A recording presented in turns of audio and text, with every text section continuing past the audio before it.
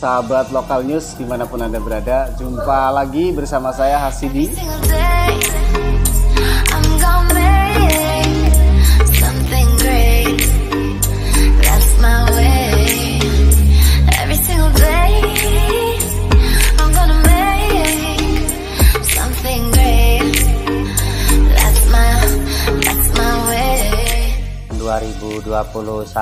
Ini kami mengucapkan terima kasih kepada Indonesia ini saat-saat pandemi ini. Semangat guru. Assalamualaikum warahmatullahi wabarakatuh. Sahabat Lokal News dimanapun Anda berada, berjumpa kembali dengan saya Hasidi pada bincang-bincang lokal atau podcastnya Lokal News ya. Saat ini saya akan membahas tentang hari ulang tahun PGRI yang ke-76 dan Hari Guru Nasional ya pada tanggal 25 November tahun 2021. Di studio Lokal News sudah kedatangan narasumber yang spesial ini dengan Bapak Ahmad Matin, Ketua PGRI Bojonegara ya Pak, ya. Kabupaten Serang begitu. Ya. Apa kabar Pak? Alhamdulillah sehat. Sehat Pak ya? Sehat. Mudah-mudahan guru di Indonesia ya, Bojonegara khususnya selalu diberikan kesehatan. Amin. Di masa pandemi COVID-19 ini. Amin. Sepertinya pemirsa penasaran ya, apa sih yang akan kita obrolkan pada malam hari ini?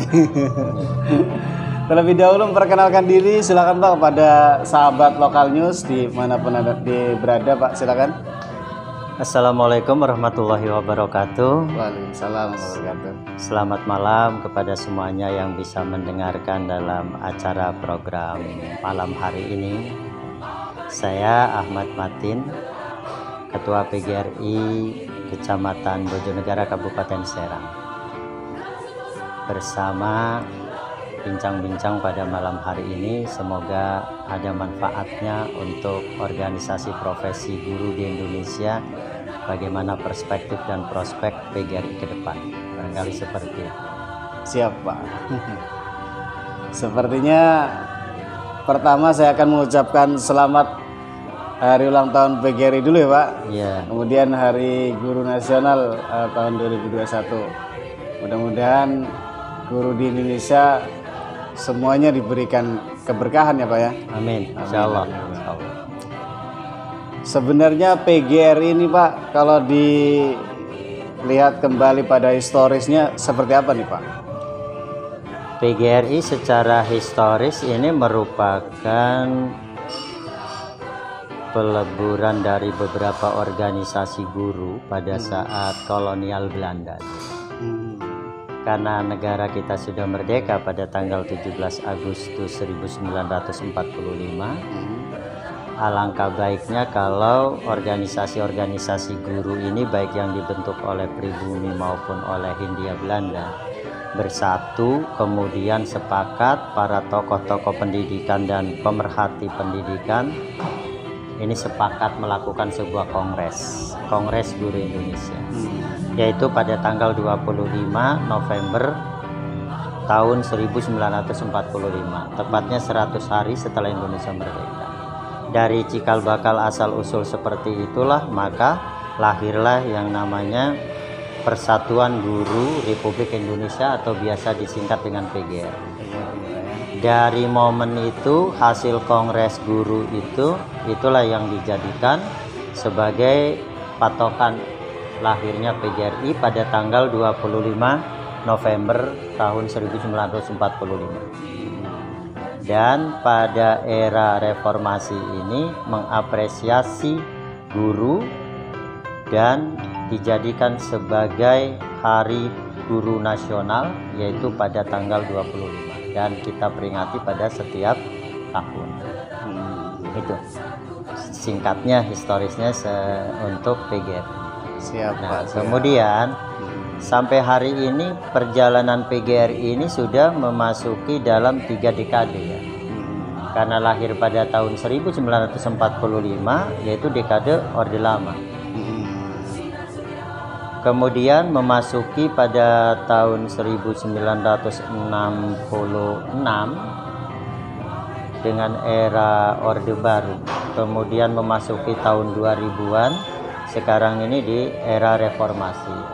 Tentu perjalanan PGRI dari masa ke masa, dari dekade Orde Lama, Orde Baru, dan reformasi ini terus mengalami ada pasang surut dan ada kemajuan pada setiap dekadenya, tapi PGRI dengan perjuangan yang kokoh, banyak tantangan tapi tetap bertahan bagaimana memperjuangkan para guru agar lebih baik dari sisi kesejahteraannya, kemudian terlindungi dari sisi hukumnya, memiliki rasa kewibawaan barangkali di hadapan masyarakat, di mata anak-anak, seperti itu.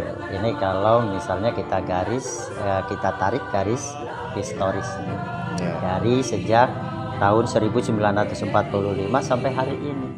Usia PGRI yang sudah 75 tahun ini merupakan sebuah usia yang cukup dewasa, yang menjelang 100 tahun, 25 tahun kembali, prospeknya PGRI ini seperti apa.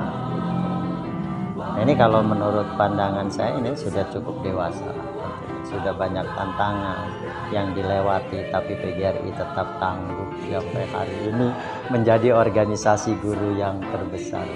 Luar biasa, bagaikan karang diterjang ombak masih tetap tegar ya Pak? Tegar.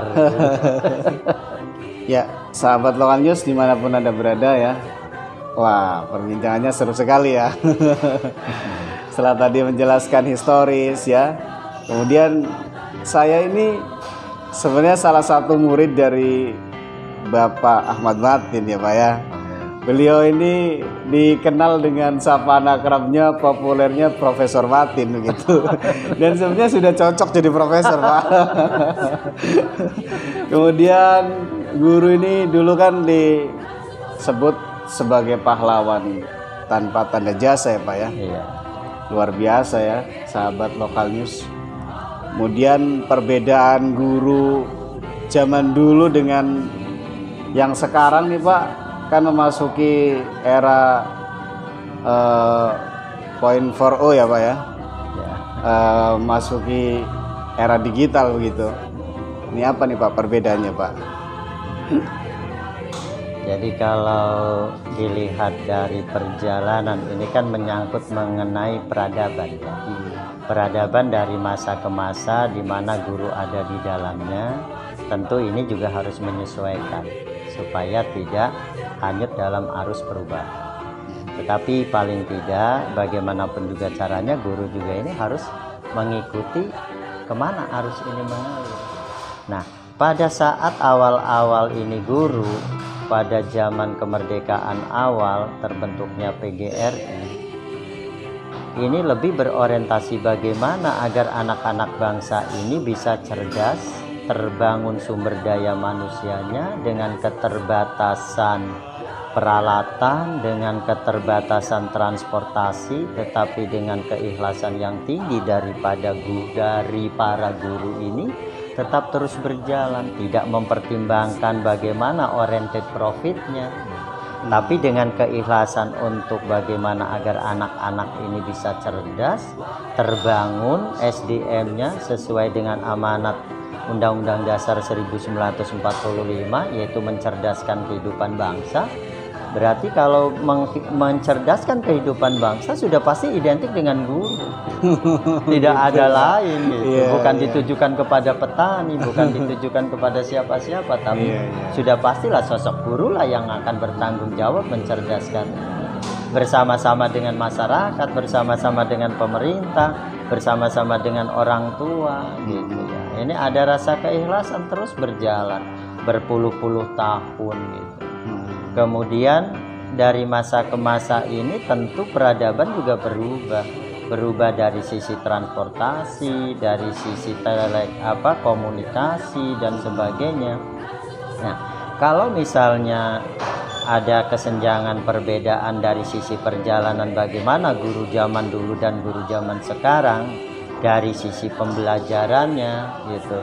Ini ya tentu jauh lah itu perbedaannya, apalagi di saat sekarang ini kan sudah canggih, sudah semua memiliki alat telekomunikasi, jaringan internet sudah masuk kemana-mana. Walaupun memang kita sadari ada beberapa bagian daerah atau wilayah di Indonesia ini juga yang belum bisa terjangkau oleh jaringan internet. Tapi itu pemerintah terus berupaya bagaimana caranya untuk pemerataan jaringan internet agar anak-anak yang ada di pelosok juga bisa sepadan, bisa mengikuti, jangan sampai tertinggal informasi-informasi yang mendunia. Kalau di Bojonegoro sendiri Pak masih ada Pak? Di Bojonegoro untuk saat ini 20 tahun sampai hari ini sudah tidak ada lagi yang namanya daerah tertinggal.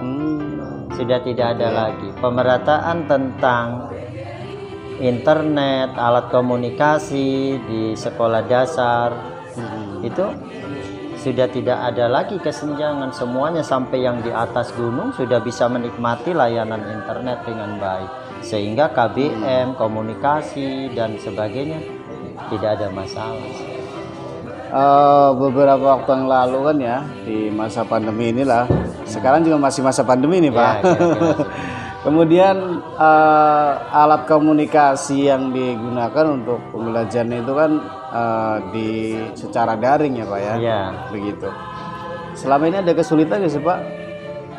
Kalau berbicara kesulitan mungkin ada ya. Yang pasti ada, tapi kesulitan itu tidak terlalu besar lah saya kira ya. Dan kesulitan itu juga tidak mempengaruhi minat anak-anak untuk belajar ya dengan media seperti itu, karena memang kondisilah yang menggiring kita ke sana, yang sesungguhnya seperti itu.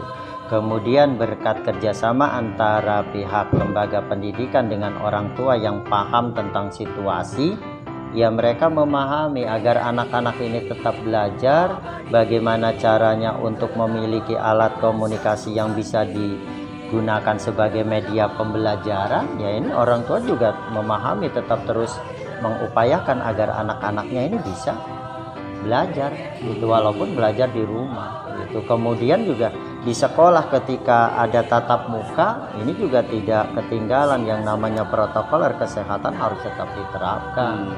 Gitu, seperti pengadaan masker, kemudian pengadaan tempat-tempat mencuci tangan, alat pengukur suhu dan sebagainya, kemudian peran serta dari lembaga kesehatan seperti puskesmas dan sebagainya itu rutin terus memantau keberadaan supaya anak-anak ini belajar ketika tatap muka itu tidak ada lagi masalah tentang kesehatan. Ini yang berkaitan dengan masalah COVID, yang berkaitan dengan masalah hal-hal yang pandemi sekarang ini. Kemudian juga ada rekayasa kurikulum dan sebagainya. Ini semata-mata agar pembelajaran di sekolah dalam situasi apapun bisa berjalan dengan baik. Tapi ada hikmahnya ya Pak ya? Ada ya. Ada hikmahnya yang dulu tidak bisa menggunakan media sosial gitu, kemudian dipaksa harus pakai alat-alat komunikasi yang canggih gitu ya. Jadi itulah barangkali kesulitan dibalik hikmah dibalik kesulitan. Iya. Sahabat Lokal News, perbincangannya seru sekali ya. Kemudian Pak, tentang guru nih ya, saat ini kan ada guru tuh terbagi berapa tingkatan lah ya, mungkin tingkatan atau apa ya Pak ya? Ada guru honorer, status ya, status gitu, ada guru honorer, kemudian ada PNS gitu, ASN sekarang ya Pak ya? ASN. Iya Pak, secara kesejahteraan nih Pak, guru saat ini Pak, ya khusus honorer dulu nih ya. Seperti apa nih Pak? Ya kalau kita berbicara honorer, seorang guru yang berstatus honorer berada di lembaga pendidikan, di satuan pendidikan, ini kan hanya berbeda status saja. Punya tanggung jawab, tugas, beban di sekolah itu sama-sama. Apakah itu PNS, apakah itu honorer, kalau sudah berhadapan dengan pembelajaran dan kalau sudah berhadapan dengan anak-anak, mereka bersama-sama. Antara guru yang berstatus honorer dengan yang berstatus PNS, ASN di sekolah itu. Ini bertanggung jawab bersama-sama. Nah, kalau misalnya berbicara tentang bagaimana kesejahteraannya, ya ini kesejahteraannya memang jauh lah ya, jauh antara teman-temannya dalam satu sekolah, antara yang berstatus PNS dengan yang honorer. Walaupun ini dalam kategori satu wadah ASN. Nah, yang honorer ini itu sumber pendapatannya bisa melalui insentif dari pemerintah daerah, bisa dianggarkan dari dana bantuan operasional sekolah, melalui belanja pegawai dan sebagainya. Kemudian juga ada bantuan-bantuan pihak-pihak tertentu yang peduli terhadap pendidikan, khususnya untuk guru honorer gitu ya. Pada hari ini, saat ini, pada usia PGRI yang ke-76, ini terus berjuang bagaimana memastikan bahwa kesejahteraan guru honorer ini lebih baik dan lebih meningkat dari tahun ke tahun. Dan peran serta untuk pemerintah daerah ini juga sangat dibutuhkan untuk membantu mereka bagaimana mensupport dari sisi kesejahteraan. Dan alhamdulillah pemerintah daerah juga tampaknya ya sangat peduli terhadap keberadaan mereka, ada insentif daerah, kemudian seperti itu. Kemudian bagaimana agar teman-teman yang ada di sekolah ini yang berstatus honorer ini juga memiliki tingkat kesejahteraan yang lebih tinggi. Maka pemerintah memberikan sebuah solusi kepada teman-teman yang sudah usianya di atas kesempatan untuk mendaftar menjadi calon pegawai negeri, ini disediakan fasilitasnya yang sekarang disebut dengan P3K.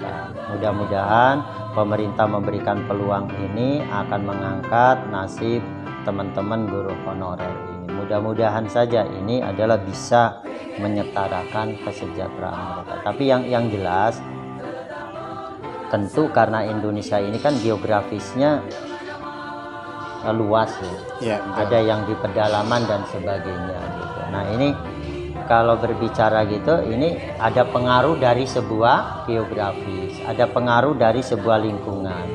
Penghasilan di setiap sekolah juga itu juga mempengaruhi tingkat kesejahteraan. Kemudian Pak, peran PGRI sendiri yang sudah dilakukan terhadap memperjuangkan guru honorer nih apa aja nih sudah dilakukan Pak?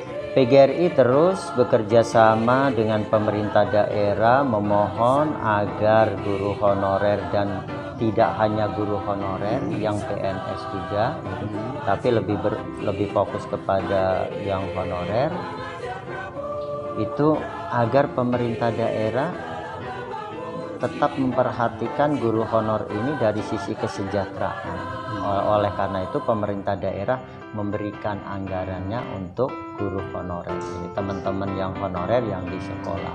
Ini adalah bukti nyata perjuangan dari PGRI salah satu. Kemudian PGRI juga berjuang bagaimana agar guru-guru ini sebagai seorang profesional juga mendapatkan tunjangan profesi, yaitu melalui program sertifikasi.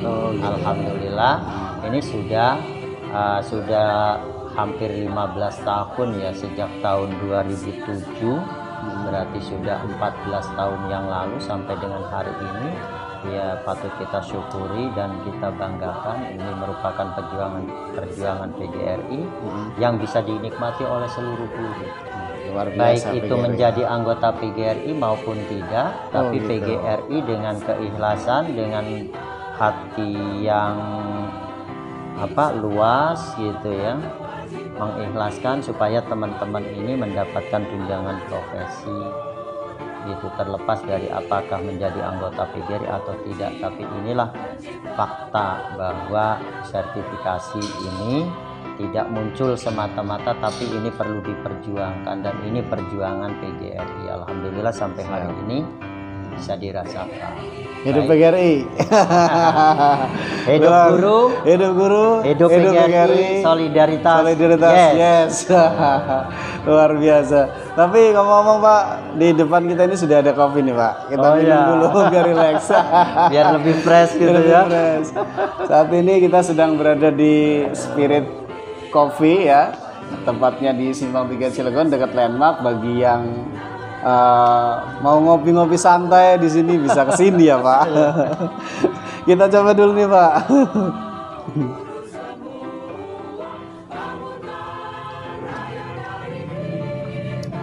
Ya, terima kasih. Sahabat Lokal News, kita berlanjut kembali obrolannya ya. Setelah tadi tentang PGRI ini Pak ya,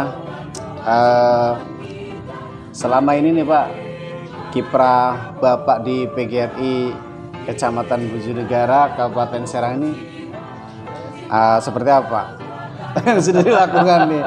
Tentunya banyak sekali kalau saya pantau ya. Silakan Pak. Iya. Jadi saya menjadi guru itu sejak tahun 86. Ya, diangkat jadi pegawai negeri. Belum lahir saya Pak. Pantas saya murid Bapak juga. Otomatis menjadi anggota PGRI. Iya. Bagaimanapun juga harus mendukung program-program dan kegiatan-kegiatan PGRI. Sebagai guru muda, ya tentu harus banyak belajar kepada senior-senior, gitu. Membangun perform bagaimana gitu ya. Terus mengikuti dan pada akhirnya gitu, pada satu ketika gitu, masuk kepada jajaran pengurus. Kemudian sampai hari ini dipercaya oleh teman-teman gitu ya, menjadi pengurus PGRI untuk periode yang kedua sejak tahun 2015. Itu yang pertama. Kemudian sebelum itu selalu menjadi pengurus tapi di bagian sekbid. Ya kira-kira hampir 20 tahun lah menjadi pengurus PGRI gitu. Dan ini patut saya syukuri, artinya orang memberikan sebuah kepercayaan gitu ya, bahwa sosok saya pantas kiranya mungkin menurut mereka gitu ya. Ya kalau itu merupakan sebuah kepercayaan atau merupakan sebuah apresiasi mereka melihat saya seperti, ya saya ikuti, saya laksanakan. Kalau saya tidak mampu ya tentu saya tinggal menyerah saja orang. Seperti itu.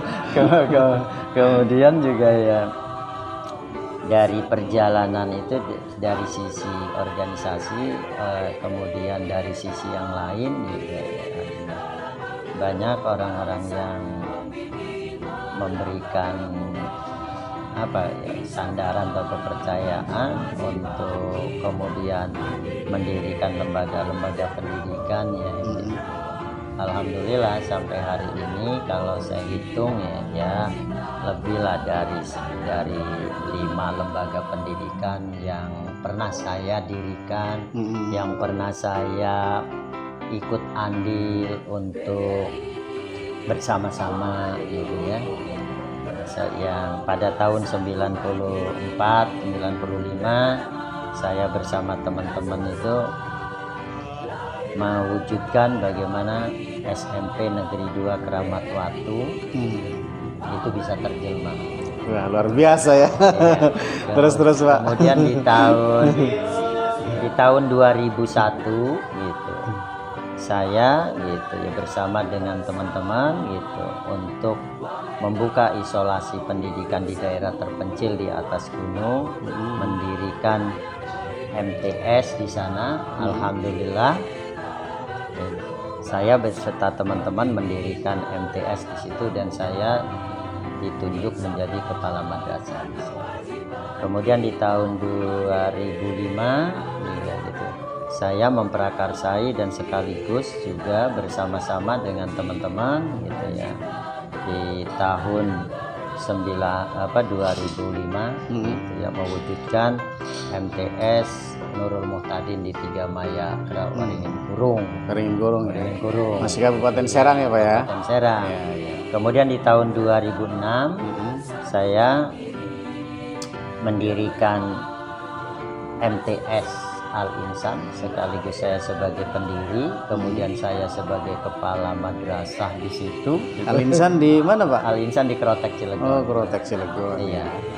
Nah, kemudian di tahun 2007 saya juga didaulat karena saya pengurus PGRI untuk mendirikan SMA PGRI di Bojonegoro. Tahun gitu. 2007 saya ditunjuk sebagai kepala sekolah.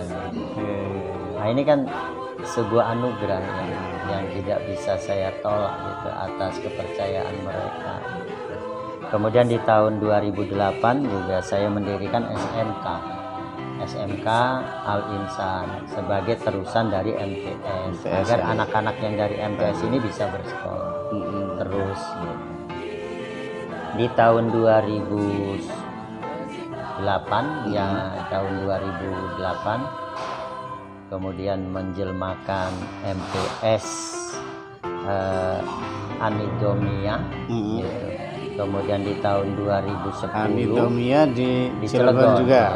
Cilegon. Tahun 2010 kalau tidak salah gitu ya, saya juga memprakarsai dan sekaligus menjadi kepala SMK Anidomia di Kota Cilegon gitu.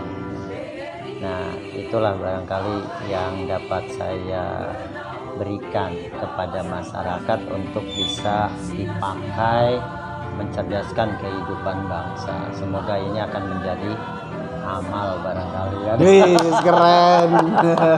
Pengabdian luar biasa ya untuk masyarakat gitu. Jadi cocok sebenarnya jadi ketua PGRI Kabupaten Serang juga. Karena sudah banyak kiprah sekali yang dilakukan oleh Pak Martin ini ya, sahabat Lokal News. Dan sepertinya Pak, tadi perbincangan kita seru ya dari awal sampai akhir ini. Waktu juga membatasi kita ini Pak. Barangkali closing statement silakan Pak. Iya, saya mengucapkan terima kasih kepada lapisan masyarakat, siapapun itu dari mulai masyarakat, orang tua sampai pejabat yang mengucapkan dirgahayu kepada PGRI yang ke-76 di tahun 2021 ini. Ini merupakan bukti kecintaan masyarakat terhadap guru yang juga identik dengan PGRI. Kemudian juga terima kasih juga kepada pemerintah pusat yang telah menetapkan Hari Guru Nasional. Ini merupakan sebuah penghargaan yang luar biasa barangkali dari pemerintah, bagaimana untuk memberikan sebuah apresiasi kepada guru. Dan juga pemerintah pusat juga tidak ketinggalan juga memberikan apresiasi insentif-insentif kepada guru-guru, terutama juga guru-guru honorer agar kesejahteraannya tetap baik dan meningkat. Insya Allah pada akhirnya guru lambat laun juga akan menikmati hasilnya dengan baik. Kemudian guru harus membangun performnya, guru harus membangun sumber daya manusianya, menyesuaikan dengan IT. Maka guru hari ini harus mahir IT. Siap, terima kasih Bapak atas waktunya. Karena beliau ini sibuk sekali ya di kesehariannya. Jadi saya ngambil waktu malam nih ya supaya lebih santai obrolannya begitu. Baik, terima kasih Pak Martin ya atas kehadirannya di acara bincang-bincang lokal ya, di acaranya podcast Lokal News. Saya Hasidi mengucapkan hari ulang tahun PGRI yang ke-76 dan selamat Hari Guru Nasional tahun 2021. Terima kasih. Assalamualaikum warahmatullahi wabarakatuh. Terima kasih Pak.